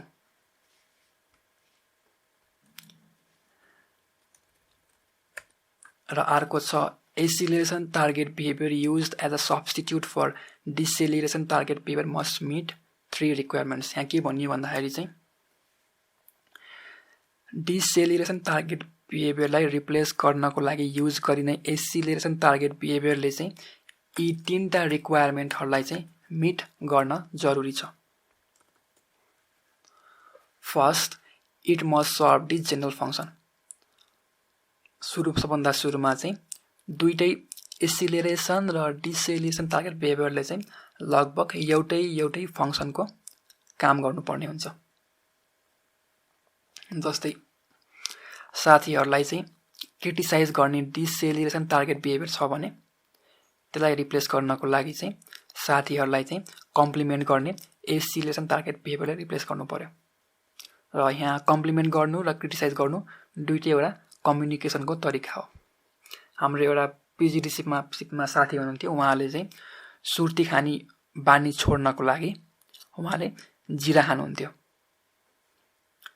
जिरा पनि हामीले चबाएर खाइन्छ र सुर्ती पनि मुखमै राखिन्छ अथवा चबाउनु त होइन, मुखमा राखेर खाइन्छ नि त। उहाँले चाहिँ सुर्तीको ठाउँमा जिरा खानुहुन्थ्यो। यो चाहिँ दुईटै मुखले खाने, मुखले गर्ने काम भएको हुनाले चाहिँ दुईटैले एउटै फङ्सन गर्ने गर्छ। र यहाँ हाम्रो साथीको चाहिँ जिरा खानी चाहिँ एक्सिलरेसन टार्गेट बिहेभियर भयो, त्यसको कुनै साइड इफेक्ट छैन जहाँसम्म मलाई थाहा छ। र सुर्ती खानु भनेको चाहिँ डिसेलिरेसन टार्गेट बिहेभियर भयो। र यहाँ जिरा खानी बानीले चाहिँ हाम्रो सुर्ती खानी बानीलाई रिप्लेस गरिदिएको देखिन्छ। र सेकेन्डमा छ it should be adaptive. Nothing is gained by substituting one maladaptive behaviour for another. यहाँ चाहिँ के भन्यो भन्दाखेरि चाहिँ यो चाहिँ एड्याप्टिभ हुनुपर्छ। जस्तै मेरो साथीको इक्जाम्पल लिएँ भने मैले, उहाँ साथीले चाहिँ सुर्तीको साटोमा चाहिँ जिरा खानुहुन्छ। त्यो चाहिँ एड्याप्टिभ भयो किनकि जिराको खासै कुनै खराब बेफाइदा छैन। तर उहाँले यदि सुर्तीको साटोमा गुट्खा खाएको भए चाहिँ त्यो चाहिँ अनएड्याप्टिभ हुन्थ्यो, किनकि सुर्तीले जतिकै गुट्खाले पनि असर गर्ने गर्छ नि त। त्यही भएर हामीले डिसेलिरेसन टार्गेट बिहेभियरलाई रिप्लेस गर्नको लागि एड्याप्टिभ खालको, कुनै हार्म नहुने खालको एक्सिलरेसन टार्गेट बिहेभियर चुज गर्नुपर्छ। थर्ड पोइन्टमा भयो acceleration target behaviour should be competing response. यो भन्न खोजेको चाहिँ एउटा टार्गेट बिहेभियर गर्दाखेरि चाहिँ अर्को टार्गेट बिहेभियर गर्न गाह्रो होस्। फर इक्जाम्पल डिसेलिरेसन टार्गेट बिहेभियरलाई रिप्लेस गर्नको लागि हामीले जुन एक्सिलरेसन टार्गेट बिहेभियर गर्छौँ नि, त्यो एक्सिलरेसन टार्गेट बिहेभियरमा हामी इन्भल्भ हुने बित्तिकै त्यो डिसेलिरेसन टार्गेट बिहेभियरमा इन्भल्भ हुन हामीलाई गाह्रो होस्। मैले आफ्नै साथीको इक्जाम्पल दिएँ फेरि पनि पिजिडिसिपीको। उहाँले चाहिँ सुर्ती खाना रिप्लेस गर्नको लागि जिरा खानुभयो। र हामीले के ख्याल गर्नुपर्ने हुन्छ भन्दा चाहिँ जिरा खाने बित्तिकै उहाँलाई सुर्ती खान मिल्दैन, किनकि जिरा चबाउनु पर्ने हुन्छ र सुर्ती पनि त्यही मुखमा हाल्नु पर्ने हुन्छ, हो कि होइन? हो। सो कारणले उहाँले चाहिँ जिरा खाने बित्तिकै सुर्ती खान उहाँले सक्नुहुन्न। यहाँ त्यही भनिएको, तिनीहरू चाहिँ कम्पिटिङ रेस्पोन्स हुनुपर्छ। एउटा काम गर्दा अर्को गर्न नसकियोस्। एक्सिलरेसन टार्गेट बिहेभियर गर्दाखेरि डिसेलिरेसन टार्गेट बिहेभियर एकैचोटि गर्न नसकियोस्। अनि यहाँ माथिको इक्जाम्पल पनि दियो, कसैको मैले कम्प्लिमेन्ट गर्दैछु भने उसलाई एकैसाथ चाहिँ मैले क्रिटिसाइज गर्न गाह्रो हुन्छ। सायद मैले भनेको कुरा बुझ्नुभयो होला। हामीले डिसेलिरेसन टार्गेट बिहेभियरलाई रिप्लेस गर्नको लागि एक्सिलरेसन टार्गेट बिहेभियर छनौट गर्दाखेरि यी 3टा कुराहरू चाहिँ हामीले ख्याल गर्नुपर्ने हुन्छ। फर्स्टमा दुईटैले एउटै किसिमको फङ्सन गर्नुपर्ने हुन्छ। अनि सेकेन्डमा छ हाम्रो डिसेलिरेसन टार्गेट बिहेभियरलाई रिप्लेस गर्न बनाइएको एक्सिलरेसन टार्गेट बिहेभियरले चाहिँ कुनै किसिमको साइड इफेक्ट अथवा क्लाइन्टलाई हानि गर्न भएन। थर्डमा भयो र डिसेलिरेसन टार्गेट बिहेभियरलाई रिप्लेस गर्न बनाइएको एसिलेरेसन टार्गेट बिहेभियर गर्दाखेरि चाहिँ त्यो डिसेलिरेसन टार्गेट बिहेभियर गर्न चाहिँ गाह्रो होस्, त्यो चाहिँ कम्पिटिङ रेस्पोन्स होस्, एउटा गर्दा अर्को गर्न नमिलोस्। यी तिनवटा कुराहरू ख्याल गर्नु पर्यो। र अर्को रुल चाहिँ हामीले के फलो गर्नुपर्ने हुन्छ भन्दा डेड पर्सन रुल। यसले के भन्छ भन्दाखेरि चाहिँ never ask a client to do something a dead person can do. यहाँ पनि त्यही डिसेलिरेसन र एसिलेरेसन कुरा आउँछ। के भन्यो भन्दाखेरि चाहिँ जस्तै मरेको मान्छेले मात्र केही गर्न सक्दैन नि त।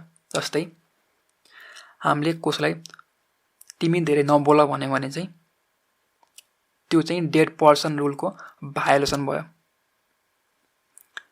डेड पर्सन रुलको त्यो चाहिँ हनन भयो।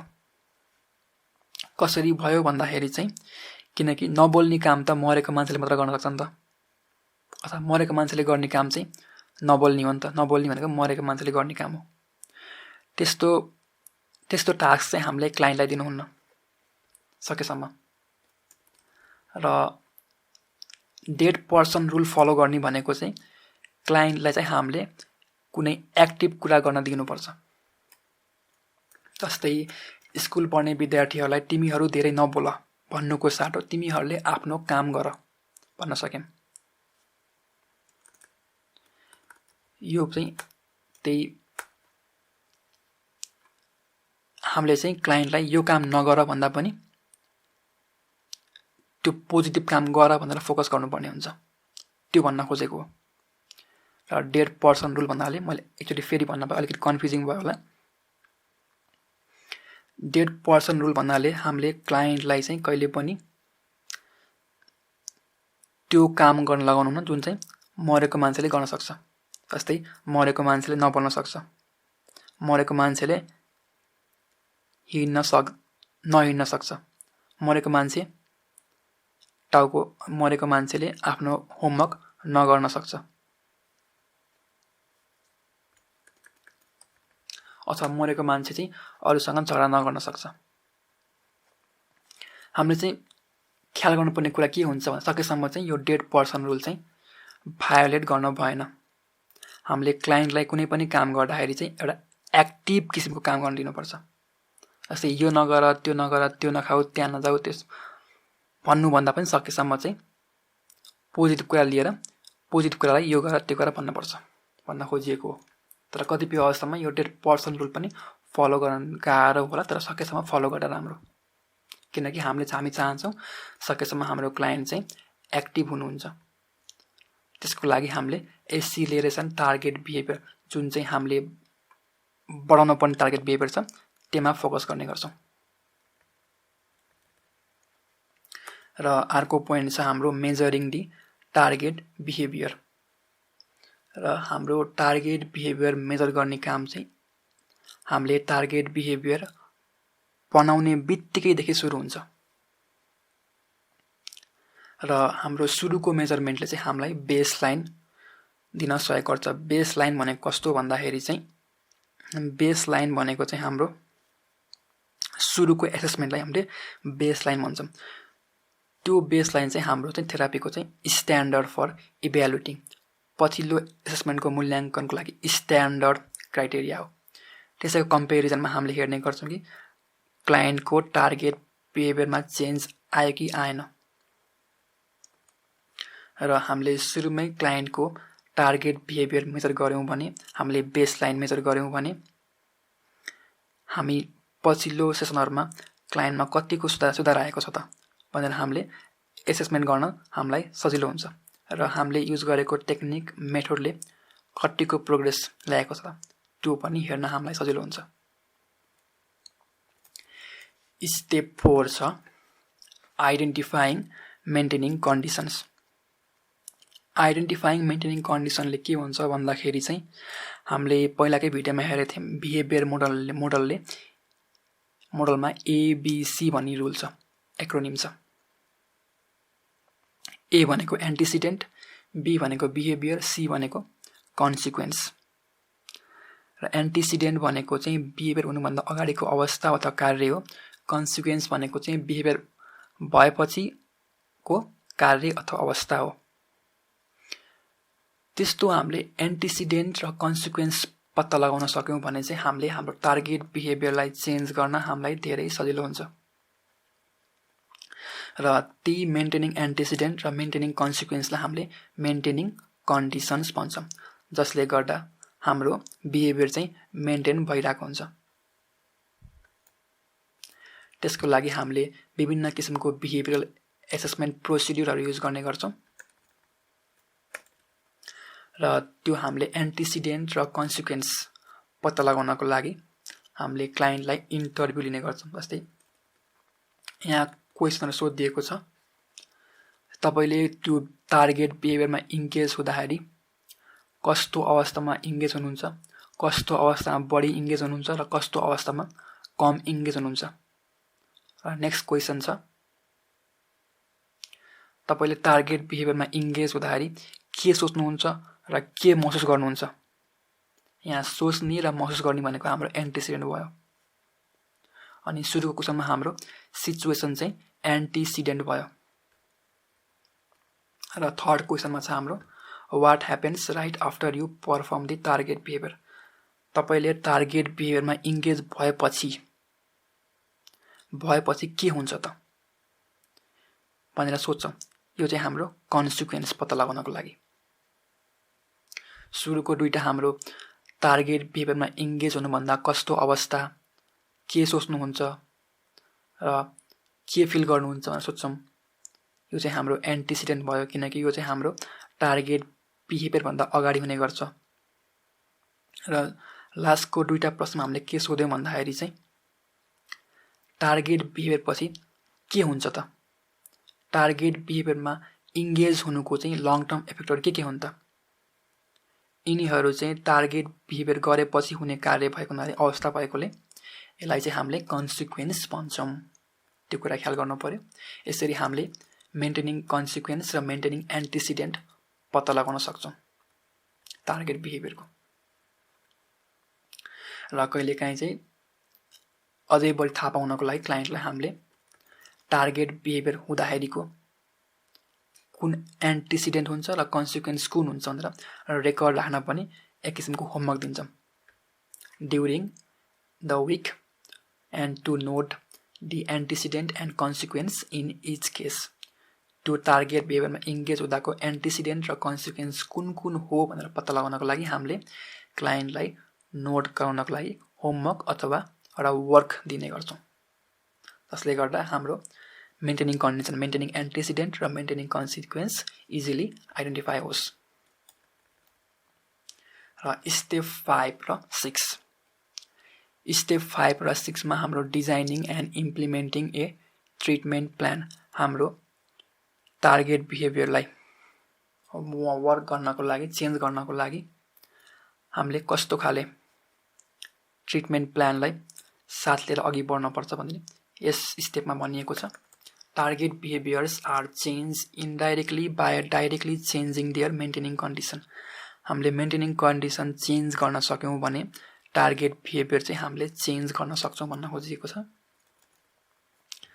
र ट्रिटमेन्ट प्लानले चाहिँ त्यो टार्गेट बिहेभियरलाई चेन्ज गर्नको लागि कस्तो खाले प्रोसिड्युर चाहिँ इफेक्टिभ हुन्छ र क्लाइन्टको आवश्यकता र निड अनुसारले कुन चाहिँ बिहेभियर टेक्निक, कुन चाहिँ प्रोसिड्युर इफेक्टिभ हुन्छ भनेर एज अ थेरापिस्ट हामीले प्लान गराउने गर्छौँ। र most behaviours are maintain by multiple antecedents and consequence. धेरै जस्तो बिहेभियरहरू चाहिँ मल्टिपल एन्टिसिडेन्ट र मल्टिपल कन्सिक्वेन्सले मेन्टेन भएको हुन्छ। जस्तै जाँड खाने मान्छे, रक्सी खाने मान्छे जडियाको लागि चाहिँ, अल्कोहलिकको लागि एन्टिसिडेन्ट के हुनसक्छ भन्दाखेरि चाहिँ बाटोमा हुने चाहिँ त्यो पोस्टर, रक्सीको पोस्टर हुनसक्छ एन्टिसिडेन्ट, अथवा टिभीको विज्ञापन होला, अथवा फिल्ममा अरूले खाएको देखेको हुनसक्छ, अथवा पबमा अथवा होटलमा जाँदाखेरि त्यो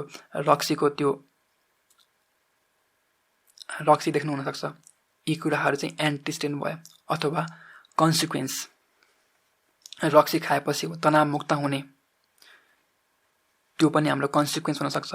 अथवा रक्सी खाएपछि मान्छे चाहिँ अलिकति सोसियल हुने, अलिकति धेरै बोल्ने, अलिकति एनर्जेटिक फिल गर्ने, त्यो पनि कन्सिक्वेन्स हुनसक्छ। यसरी के भन्न खोजियो भन्दाखेरि चाहिँ धेरै जस्तो बिहेभियरहरूलाई मेन्टेन गर्नको लागि चाहिँ मल्टिपल एन्टिसिडेन्ट र मल्टिपल कन्सिक्वेन्स। एन्टिसिडेन्ट भनेको रक्सी खानुभन्दा अगाडि हुने कार्यहरू, हुने अवस्थाहरू एन्टिसिडेन्ट, रक्सी खाएपछि आउने रिजल्ट अथवा हुने अवस्थाहरू कन्सिक्वेन्स। यिनीहरू चाहिँ मल्टिपल हुनसक्छ भन्न खोजिएको छ। र यसरी हामीले सबै मेन्टेनिङ कन्डिसन, सबै एन्टिसिडेन्ट र कन्सिक्वेन्सलाई एकैचोटि चेन्ज गर्न असम्भव नै हुनसक्छ। त्यही भएर हामीले कुन चाहिँ एन्टिसिडेन्ट र कुन चाहिँ कन्सिक्वेन्समा स्पेसिफिकली काम गर्दाखेरि एकदम फाइदा हुन्छ, एकदम इफेक्टिभ हुन्छ, त्यो पत्ता लगाउने गर्छौँ। जस्तै फर्स्टमा भनिएको छ that appears to exert the greatest control over target behaviour. त्यस्तो मेन्टेनिङ कन्डिसन जसले चाहिँ टार्गेट बिहेभियरमा धेरै इन्फ्लुएन्स गर्ने गर्छ। त्यस्तो मेन्टेनिङ कन्डिसन जुन चाहिँ टार्गेट बिहेभियर गराउनको लागि धेरै भूमिका खेल्न सक्ने हुनसक्छ। जस्तै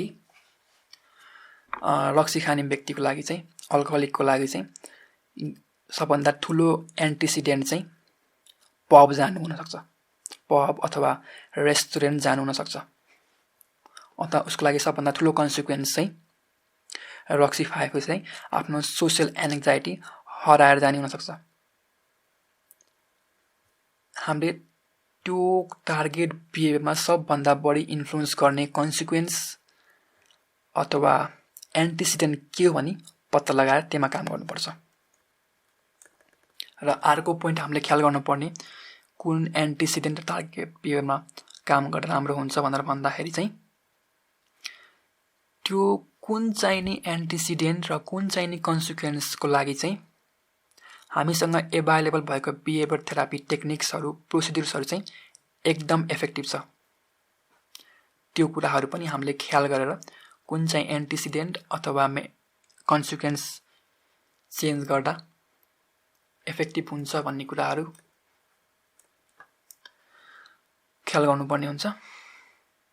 वान्स अगेन मैले फेरि भन्न चाहे, बिहेभियर थेरापिस्टले मेन्टेनिङ कन्डिसन चेन्ज गर्नको लागि चाहिँ कुन चाहिने एन्टिसिडेन्ट र कुन चाहिने कन्सिक्वेन्स, कुन चाहिने मेन्टेनिङ एन्टिसिडेन्ट र कुन चाहिने मेन्टेनिङ कन्सिक्वेन्सले त्यो टार्गेट बिहेभियरमा व्यक्तिलाई इन्भल्भ गराउनको लागि ठुलो भूमिका खेल्छ, त्यसमा हामीले एक्ट गर्न पर्यो। र सेकेन्ड पोइन्ट हामीले ख्याल गर्नुपर्ने भनेको चाहिँ कुन चाहिने एन्टिसिडेन्ट र कुन चाहिने कन्सिक्वेन्सको लागि चाहिँ हामीसँग एभाइलेबल भएको बिहेभियर थेरापी प्रोसिड्युर र टेक्निक एकदम एफिसियन्ट र इफेक्टिभ छ, त्यो पनि हामीले ख्याल गरेर हामीले त्यो स्पेसिफिक कन्सिक्वेन्स र एन्टिसिडेन्टमा वर्क गर्न पर्यो। Although behavior therapists are experts, the method used in target behavior, it is clients who will undergo treatment, so they play a role in selecting particular procedures to be used. यहाँ चाहिँ के भनियो भन्दाखेरि चाहिँ थेरापिस्टलाई त्यो particular behaviour change गर्नको लागि चाहिँ कुन चाहिने मेथड इफेक्टिभ हुन्छ भन्ने कुरा थाहा भए तापनि अभियसली त्यो सबै मेथडहरू युज गर्ने, एप्लाई गर्ने अथवा सिक्ने काम भनेको चाहिँ हाम्रो क्लाइन्टको हो। र यो अवस्थामा चाहिँ हामीले क्लाइन्टलाई चाहिँ चुज गर्न दिनुपर्छ, किनभने एउटै टार्गेट बिहेभियरको लागि चाहिँ धेरै प्रोसिड्युर, धेरै टेक्निकहरू चाहिँ इफेक्टिभ हुनसक्छ। त्यस्तो अवस्थामा क्लाइन्टलाई हामीले चुज गर्न दियौँ भने चाहिँ क्लाइन्टले अझै बढी मोटिभेटेड र इन्करेज फिल गर्ने चान्स हुन्छ र थेरापीमा पनि त्यो एकदम इफेक्टिभ हुनसक्छ। किनकि क्लाइन्टले आफैले चुज गर्नुहुन्छ नि त मलाई कुन चाहिने टेक्निक इफेक्टिभ होला भनेर। त्यसको लागि एज अ थेरापिस्ट हामीले क्लाइन्टलाई यी कुराहरू जानकारी दिनुपर्ने हुन्छ। दि अन्डरलाइङ ऱ्यासनल भनेको चाहिँ रिजन, किन यो चुज गर्ने त, अनि यो प्रोसिड्युर, यो थेराप्युटिक प्रोसिड्युरमा के इन्भल्भ हुन्छ त, अनि यो थेराप्युटिक प्रोसिड्युरमा क्लाइन्टले के गर्नुपर्ने हुन्छ र यो थेराप्युटिक प्रोसिड्युर कतिको लङ हुन्छ, कतिको लामो हुन्छ। र 5th पोइन्टमा छ यो थेराप्युटिक प्रोसिड्युरको सक्सेस रेट के छ, र फाइनली यो थेराप्युटिक प्रोसिड्युर अथवा टेक्निकको एडभान्टेज र डिसएडभान्टेज के हुन् भनेर क्लाइन्टलाई हामीले त्यो क्लाइन्टलाई सुहाउँदो किसिमको थेराप्युटिक प्रोसिड्युरहरूको बारेमा जानकारी दिने गर्छौँ, जसमध्ये क्लाइन्टले यी सबै कुराहरू बुझेर 1 2 3 4 5 र यी कुराहरू बुझेर क्लाइन्टले आफूलाई सुहाउँदो किसिमको थेराप्युटिक प्रोसिड्युर चुज गर्नुहुनेछ। Once the client and therapist decide on therapy procedures, treatment plan is implemented. Target behavior continues to be measured to assess progress during treatment. When problems or setbacks arise, which is common, the treatment plan is revised. यसरी client र therapist मिलेर कुन चाहिँ therapeutic procedure प्रयोग गर्ने अथवा कुन treatment plan चाहिँ कसरी ट्रिटमेन्ट प्लान युज गर्ने भन्ने कुरा चाहिँ डिसाइड भइसकेपछि, कुन टेक्निक युज गर्ने, कुन स्किल लर्न गर्ने, कुन मेथड युज गर्ने भन्ने कुरा डिसाइड भइसकेपछि हाम्रो ट्रिटमेन्ट प्लान चाहिँ इम्प्लिमेन्टेड, ट्रिटमेन्ट प्लान चाहिँ हाम्रो कार्यान्वयन हुन्छ। र यो अवधिभर चाहिँ हाम्रो टार्गेट बिहेभियरलाई चाहिँ निरन्तर मेजर गरिन्छ, ताकि हामीलाई थाहा होस् कि क्लाइन्टमा कतिको प्रोग्रेस आएको छ, क्लाइन्टमा कतिको चेन्ज आएको छ। यदि क्लाइन्टमा प्रब्लम चेन्ज भएन अथवा क्लाइन्टमा सेटब्याक आयो, क्लाइन्टमा रिल्याप्स आयो भने चाहिँ हामीले ट्रिटमेन्ट प्लानलाई चाहिँ फेरि रिभाइज गर्नुपर्ने हुन्छ। हामीले गल्ती कहाँ गऱ्यौँ भनेर फेरि सोधेर फेरि मेथड रिपिट गर्नुपर्ने हुन्छ। र अन्त्यमा छ हाम्रो स्टेप 7 र स्टेप 8।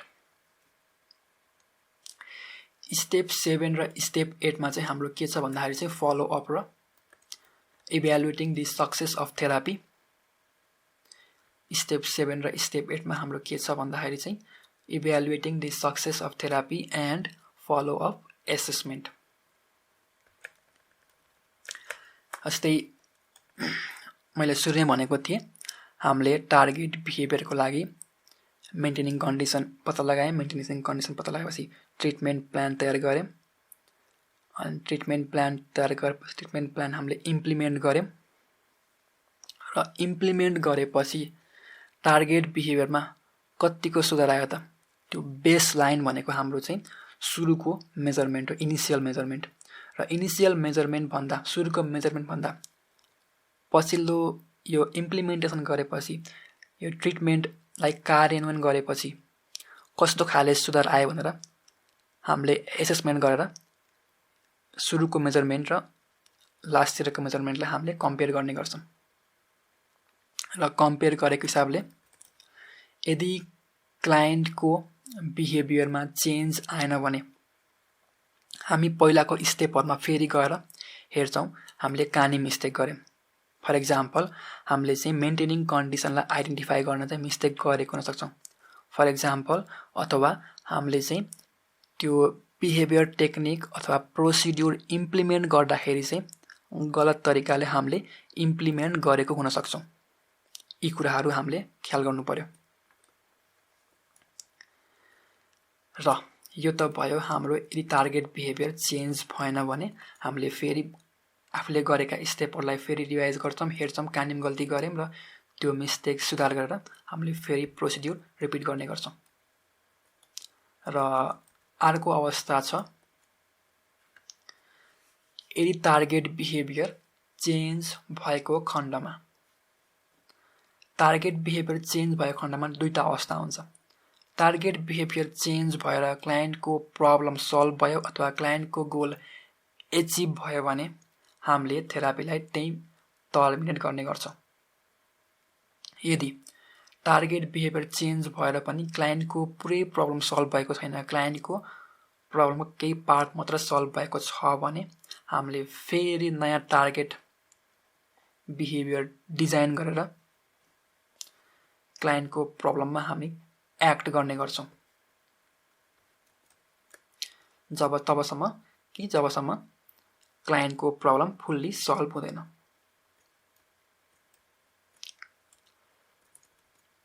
र अन्त्यमा छ हाम्रो फलोअप। फलोअपमा चाहिँ यहाँ लेखिएको छ 3 महिना, 6 महिना, 12 महिनामा चाहिँ क्लाइन्टको प्रेडिक्ट चेक गरिने गर्छ टु मेक स्योर कि क्लाइन्टको गेन, क्लाइन्टको सुधार, क्लाइन्टमा आएको चेन्ज चाहिँ मेन्टेन भइरहेको छ। जस्तै यदि फलोअपको अनुसार चाहिँ क्लाइन्टमा सुधार आएको छैन, क्लाइन्टको प्रब्लम चाहिँ मेन्टेन भएको छैन, अथवा क्लाइन्टमा रिल्याप्स आएको छ, क्लाइन्टमा प्रब्लम आएको छ भने हामीले चाहिँ अरू एडिसनल थप ट्रिटमेन्टहरू चाहिँ क्लाइन्टलाई प्रोभाइड गर्ने गर्छौँ। अथवा क्लाइन्टमा चाहिँ कुनै प्रब्लम आएको छ भने क्लाइन्टलाई हामीले सल्लाह र सुझाव दिने गर्छौँ। यो भयो हाम्रो बिहेभियर थेराप्युटिक प्रोसिड्युर। आउनुहोस् हामी फेरि सुरुमा एकचोटि सुरुको फिगर हेरेर बुझ्ने प्रयास गरौँ। यसलाई मैले जुम आउट गर्ने भए। I hope it is clear. सुरुमा यसरी जुम आउट गरेर हेरौँ। सबभन्दा पहिला हामीलाई क्लाइन्टले आफ्नो ब्रोड र भेग प्रब्लम आएर भन्नुहुन्छ, जुन चाहिँ त्यस्तो खासै क्ल्यारिफाई नै हुन्न र क्लाइन्टको प्रब्लम चाहिँ मल्टिपल हुनसक्छ। त्यस्तो अवस्थामा हामीले क्लाइन्टलाई चाहिँ हामीले प्रब्लम क्ल्यारिफाई गर्न, क्लाइन्टलाई त्यो प्रब्लम स्पेसिफाई गर्न, त्यो प्रब्लमलाई चाहिँ हामीले त्यो प्रब्लमले भन्न खोजेको, क्लाइन्टले भन्न खोज्नुको कुरा के हो त्यसको निचोड निकाल्न प्रयास गर्छौँ। र 3-4वटा प्रब्लम छन् भने हामीले सकेसम्म एकचोटिमा एउटा मात्र प्रब्लम सल्भ गर्छौँ, किनकि त्यसो गर्दाखेरि क्लाइन्टले आफ्नो फुल फोकस चाहिँ त्यही एउटै प्रब्लममा दिनुहुनेछ र त्यो एउटा मात्र प्रब्लममा एक्ट गर्दाखेरि, काम गर्दाखेरि चाँडो सुधार आउने भएको हुनाले क्लाइन्टमा चाहिँ एक किसिमको अरू प्रब्लममा काम गर्नको लागि इन्करेजमेन्ट आउन सक्छ र क्लाइन्टको एउटा प्रब्लम र अर्को प्रब्लम चाहिँ अन्तर सम्बन्धित हुनसक्छ र एउटा प्रब्लममा काम गर्ने बित्तिकै अर्को प्रब्लममा पनि सुधार आउन सक्छ। र फर्स्ट स्टेपमा हामीले क्लाइन्टको प्रब्लम क्ल्यारिफाई गर्ने, क्लाइन्टको प्रब्लमलाई स्पेसिफाई गर्ने र एउटा स्पेसिफिक प्रब्लमलाई सेलेक्ट गरेर काम गर्न सुरु गर्ने गर्छौँ। सेकेन्ड भनेको हाम्रो थेरापीको गोल। यसमा हामीले क्लाइन्टको गोललाई, धेरै अवस्थामा क्लाइन्ट आफैले पनि आफ्नो गोल, टार्गेट, एक्सपेक्टेसन लिएर थेरापीमा आउने गर्नुहुनेछ र त्यस्तो अवस्थामा हामीले क्लाइन्टलाई उहाँहरूको गोललाई अझ स्पेसिफिक, मेजरेबल अथवा सुहाउँदो किसिमको चाहिँ बनाउन सहयोग गर्ने गर्छौँ। र अर्को छ टार्गेट बिहेभियर। क्लाइन्टको गोल अथवा क्लाइन्टको प्रब्लम सल्भ गर्नको लागि हामीले चाहिँ टार्गेट बिहेभियर र छान्ने गर्छौँ। कुन टार्गेट बिहेभियरले गर्दा क्लाइन्टको प्रब्लममा आएको छ त त्यो पत्ता लगाएर हामीले टार्गेट बिहेभियरमा काम गर्ने गर्छौँ, पत्ता लगाउने गर्छौँ। सबभन्दा सुरुमा चाहिँ यो स्टेपमा हामीले पत्ता लगाउने गर्छौँ। र मल्टिपल टार्गेट बिहेभियर भएको खण्डमा चाहिँ हामीले चाहिँ त्यो टार्गेट बिहेभियर खोज्छौँ जसले चाहिँ क्लाइन्टको प्रब्लममा धेरै भूमिका खेलिरहेको छ। र नेक्स्ट स्टेप भयो मेन्टेनिङ कन्डिसन। त्यो क्लाइन्टको टार्गेट बिहेभियर मेन्टेन गर्ने कन्सिक्वेन्स र एन्टिसिडेन्ट के हुन् त त्यो पत्ता लगाउँछौँ। र त्यो चेन्ज गर्न सकियो भने चाहिँ हाम्रो टार्गेट बिहेभियरमा सजिलै चेन्ज ल्याउन सकिन्छ। र अर्को स्टेप भनेको हाम्रो ट्रिटमेन्ट प्लान। ट्रिटमेन्ट प्लानमा चाहिँ हामीले यो मेन्टेनिङ कन्डिसनमा चेन्ज ल्याउनका लागि चाहिँ कुन थेराप्युटिक प्रोसिड्युर, कुन टेक्निक, कुन स्किल युज गर्दा इफेक्टिभ हुन्छ भन्ने पत्ता लगाएर त्यो ट्रिटमेन्ट प्लान हामीले बनाउने गर्छौँ। ट्रिटमेन्ट प्लान बनाइसकेपछि अर्को स्टेपमा हामी चाहिँ त्यो प्लानलाई हामीले इम्प्लिमेन्ट, कार्यान्वयन गर्ने गर्छौँ। यो भयो हाम्रो इम्प्लिमेन्टेसन अफ प्लान। र प्लानको इम्प्लिमेन्टेसन भइसकेपछि हामीले ट्रिटमेन्टको इभ्यालुएसन गर्छौँ। हामीले टार्गेट बिहेभियरलाई मेजर गरेर यो हामीले सुरुमा टार्गेट बिहेभियरलाई आइडेन्टिफाई गर्दाको बखतमा र अन्त्यतिर कतिको सुधार आयो त, कतिको इम्प्रुभमेन्ट आयो, कतिको प्रोग्रेस भयो त्यो इभ्यालुएट गर्छौँ। त्यो इभ्यालुएट गर्ने क्रममा 3टा सिनारियो छ। फर्स्ट यो, सेकेन्ड यो, थर्ड यो। हामी फर्स्ट सिनारियो हेरौँ। फर्स्ट सिनारियोमा टार्गेट बिहेभियर हाम्रो चेन्ज भयो र टार्गेट बिहेभियर चेन्ज हुने बित्तिकै यदि प्रब्लम पनि सल्भ भयो भने हामीले हाम्रो थेरापी यहीँ अन्त्य गर्छौँ र फलोअप जुन चाहिँ 3 महिना 6 महिना 12 महिनापछि हुने गर्छ त्यो फलोअपमा भेट्ने प्लान गराउँछौँ। तर यदि टार्गेट बिहेभियर चेन्ज भएर पनि क्लाइन्टको प्रब्लम चाहिँ सल्भ भएन किनकि क्लाइन्टको प्रब्लमलाई कहिलेकाहीँ चाहिँ 3-4 टार्गेट बिहेभियरले जोगाइरहेको अथवा बचाइरहेको अथवा जीवित राखेको हुन सक्छ। त्यस्तो अवस्थामा एउटा मात्र टार्गेट बिहेभियर चेन्ज भएर नपुग्न सक्छ। यस कारणले एउटा मात्र टार्गेट बिहेभियर चेन्ज भएमा क्लाइन्टको प्रब्लमको केही मात्र पार्ट मात्र सल्भ भएको हुन सक्छ। यस्तो अवस्थामा हामीले चाहिँ फेरि नयाँ टार्गेट बिहेभियर डिजाइन गरेर हामीले यहाँबाट यो टार्गेट बिहेभियरबाट फेरि यो प्रोसिड्युर सुरु गर्ने गर्छौँ। यो त भयो हाम्रो दुईटा सिनारियो, एउटा टार्गेट बिहेभियर चेन्ज भएर क्लाइन्टको प्रब्लम सल्भ भएको अवस्था, अर्को टार्गेट बिहेभियर चेन्ज भएर क्लाइन्टको प्रब्लमको केही पार्ट मात्र सल्भ भएको अवस्था र अर्को थर्ड भनेको सिनारियो भनेको चाहिँ टार्गेट बिहेभियर नै चेन्ज भएन। यस्तो अवस्थामा टार्गेट बिहेभियर किन चेन्ज भएन त भनेर हामीले फेरि हेर्ने गर्छौँ हाम्रो प्रब्लम चाहिँ कहाँनिर आयो त। अनि त्यो प्रब्लम कहाँनिर आयो, त्यो प्रब्लम हामीले सुधारेर हामीले यहाँ कहाँबाट प्रब्लम आएको त्यो प्रोसेस हामीले फेरि रिपिट गर्ने गर्छौँ।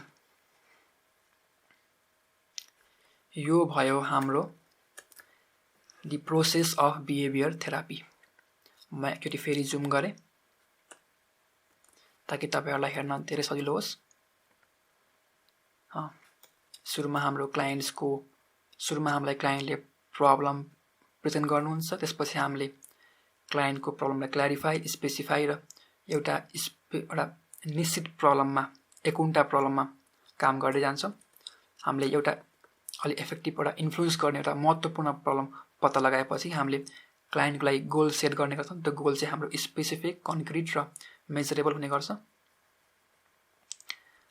र अर्को चाहिँ हामीले त्यो गोल एचिभ गर्न अथवा क्लाइन्टको प्रब्लम सल्भ गर्नको लागि हामीले टार्गेट बिहेभियर चुज गर्ने गर्छौँ र टार्गेट बिहेभियर मल्टिपल भएको खण्डमा सबसे इफेक्टिभ, सबसे महत्त्वपूर्ण टार्गेट बिहेभियर कुन छ त जसले चाहिँ क्लाइन्टको प्रब्लमलाई मेन्टेन गर्न अथवा क्लाइन्टको गोल एचिभ गर्नलाई सहयोग गरिरहेको छ त्यो पत्ता लगाएर हामीले त्यो टार्गेट बिहेभियरको मेन्टेनिङ कन्डिसन, मेन्टेनिङ एन्टिसिडेन्ट र कन्सिक्वेन्स पत्ता लगाउने गर्छौँ। तर त्यो मेन्टेनिङ कन्सिक्वेन्स र एन्टिसिडेन्ट पत्ता लगाएपछि ट्रिटमेन्ट प्लान, कुन चाहिने ट्रिटमेन्ट प्लान, कुन चाहिने टेक्निक, कुन चाहिने स्किल, कुन चाहिने प्रोसिड्युर मस्ट इफेक्टिभ हुन्छ त्यो पत्ता लगाउँछौँ। त्यसको प्लान गराउँछौँ। त्यो प्लान गराएपछि त्यो प्लानलाई हामीले इम्प्लिमेन्ट गर्छौँ, त्यो प्लानलाई हामीले कार्यान्वयन गर्छौँ। त्यो कार्यान्वयन गर्ने बित्तिकै हामीले अनि कतिको सुधार आयो त, क्लाइन्टको सुरुको अवस्था र पछिल्लो अवस्थामा कतिको सुधार आयो त्यो मूल्याङ्कन गर्छौँ। त्यो मूल्याङ्कन गरेपछि टार्गेट बिहेभियर चेन्ज भएर क्लाइन्टको प्रब्लम सल्भ भएको छ भने हामीले चाहिँ थेरापीलाई अन्त्य गर्छौँ र फलोअप सेसनको प्लान गराउँछौँ। यदि टार्गेट बिहेभियर चेन्ज भएर पनि क्लाइन्टको प्रब्लम चाहिँ सल्भ भएको छैन, क्लाइन्टको प्रब्लम चाहिँ अझै पनि बाँकी छ भने हामीले फेरि अर्को टार्गेट बिहेभियर डिजाइन गरेर फेरि हामीले यहाँबाट फेरि त्यही प्रोसिड्युर सुरु गर्छौँ यहाँबाट। त्यसरी अर्को थर्ड सिनारियोमा टार्गेट बिहेभियर चेन्ज भएको छैन भने हामीले चाहिँ हाम्रो स्टेपहरुमा कहाँनिर मिस्टेक गर्यौं त भनेर त्यो कुरा पत्ता लगाएर हामीले क्लाइन्टको प्रब्लममा वर्क गर्ने गर्छौं। यी भए हाम्रो the process of behaviour therapy. यतिन्जेल भिडियो हेरिदिनु भएकोमा धेरै धेरै धन्यवाद र कृपया च्यानललाई सब्स्क्राइब र लाइक गर्न नभुल्नु होला र भिडियो मन परेमा सेयर गर्न पनि नभुल्नु होला साथीहरूलाई, ताकि साथीहरूले पनि यो बिहेभियर प्रोसेसको बारेमा थप जानकारी पाउनुहुनेछ।